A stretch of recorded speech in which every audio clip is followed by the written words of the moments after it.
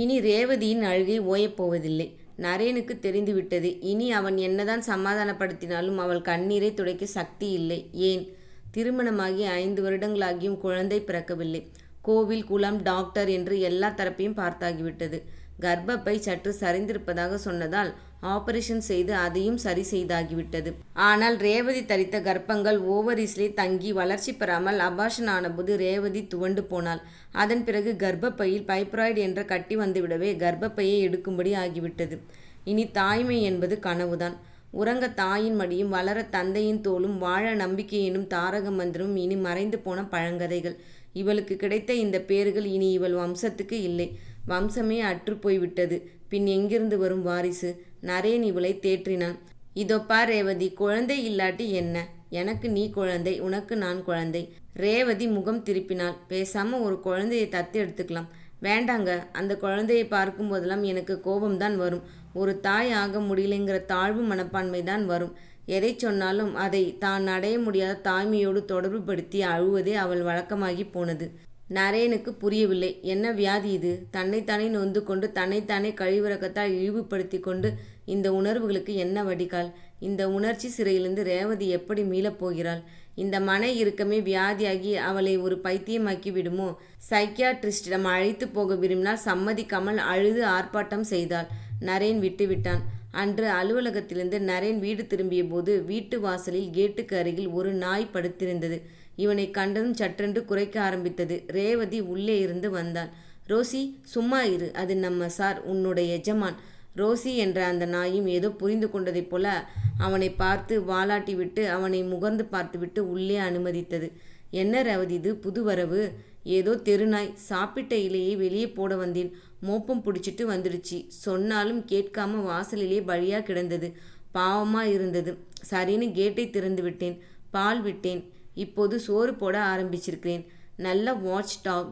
தனியாக அழுதுட்டு இருக்கிற எனக்கு இது ஒரு ஆறுதல். நரேன் பேசவில்லை. ஏதோ இந்த அளவுக்கு அவள் மனம் இலகி ஒரு நாயின் மீது பாசம் காட்டக்கூடிய வகையில் விரிவடைந்தது பற்றி மகிழ்ச்சி. இது தாய்ப்பாசம் அல்ல, நாய்ப்பாசம்.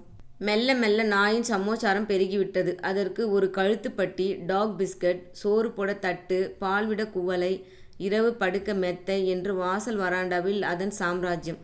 நரேன் மறுப்பு சொல்லவில்லை. இப்போதெல்லாம் சங்கிலி போட்டபடி ரோசியுடன் காலை வாக் போகிறாள் ரேவதி. ஏதோ ரேவதியின் மன அழுத்தம் குறைந்தால் சரி. அன்று எங்க நம்ம ரோசி கர்ப்பமா இருக்கு தெரியுமா என்றாள் ரேவதி. ஸ்வீட் தராத குறைதான். எனக்குத்தான் தாயாக கொடுப்பினை இல்லை, நாயாவது நல்லா இருக்கட்டும். வழக்கமான முத்தாய்ப்பு. அந்த வாசல் திண்ணையிலேயே அழகான 2 புசுபுசுத்த குட்டிகளை ரோசி போட்டது. நரேனுக்கு இப்போது நிம்மதி. நாய்க்குட்டிகளுக்கு கண் திறக்கிறதோ இல்லையோ, இவனுக்காக அந்த ஆண்டவன் கண் திறந்து விட்டான். ரேவதியின் மன இறுக்கம் கொஞ்சம் கொஞ்சமாக குறைந்து விட்டது போன்ற உணர்வு. அன்று இரவு ரோசி திடீரென்று ஊளையிட்டது, குரைத்தது, அழுதது. என்னவாயிற்று? இவர்கள் இருவரும் கதவு திறந்து வெளியே வந்து பார்த்தார்கள். நாய்க்குட்டிகள் இருந்த இடம் காலியாக இருந்தது. யாரோ குட்டிகளை தூக்கிச் சென்றிருக்கின்றனர். எதிர்த்த ரோசியை கல்லெறிந்து காயப்படுத்தி இருக்கிறார்கள். ரோசியின் காலில், நெற்றியில் எல்லாம் இரத்த காயம். ரோசி ரேவதியை முகர்ந்து பார்த்து ஊளையிட்டது. என் குட்டிகளை கண்டுபிடித்துத்தா என்று கேட்பது போல் ஊளையிட்டது. இவள் புடவையை பிடித்து இழுத்து குட்டி இருந்த இடத்திற்கு கூட்டிச் சென்று ஓலமிட்டது. பார்க்க மிகவும் வேதனையாக இருந்தது. அந்த வாயில்லா ஜீவனின் தாய்ப்பாசம் நெஞ்சை பிழிந்தது. நாள் முழுவதும் குட்டிகள் கிடந்த இடத்தில் படுத்தபடி ஆகாரம் எதுவும் இல்லாமல் சக்தியின்றி ரோசி கிடந்தது. ரேவதி பார்த்தாள். 5 அறிவுள்ள நாய்க்கு கூட இத்தனை தாய்மை உணர்வா? மீண்டும் தன் இயலாமை, வேதனை எல்லாம் இவளை தாக்கின. என்னங்க, ரோசியை எங்கேயாவது கொண்டு போய் விட்டுட்டு வந்துடுங்க. ஆகாரம் எடுக்காம அது கதறது சகிக்கலை. அதோட ஊளையை என்னால் தாங்க முடியலை என்று அவள் நரேனிடம் அழுதாள். அன்று இரவு நிசப்தமாக இருந்தது. ரோசி ஏன் அழவில்லை? அழுதழுது உயிரை விட்டுவிட்டதா? ரேவதி மெல்ல கதவு திறந்து பார்த்தாள். அங்கே ரோசி படுத்திருந்தது. இவள் மதியம் போட்ட சாப்பாட்டை கூட சாப்பிட்டிருந்தது. அதோடு ரோசியிடம் 3 சின்னஞ்சிறிய பூனைக்குட்டிகள் பால் அருந்தி கொண்டிருந்தன. இவளை கண்டதும் ரோசி மகிழ்ச்சியுடன் வாலாட்டியது. 10-15 நாட்கள் ஆகிய குட்டிகள். அப்போதுதான் கண் திறந்த குட்டிகள். அம்மா பூனை அடிபட்டு செத்துவிட்டதோ என்னவோ. பால் தேடி வீதி வழியே அலைந்த அந்த குட்டிகளுக்கு ரோசி பால் தருகிறதா? புகலிடம் தருகிறதா? அந்த 5 அறிவு ஜீவன் தன் தாய்மை உணர்ச்சியை இப்படி வெளிப்படுத்துகிறதா? தன் இனம், தன் உறவு, தன் வம்சம் என்று பார்க்காமல் தாய்க்குரிய கருணையோடு தன் பாலை பருகத் தருகிறதா?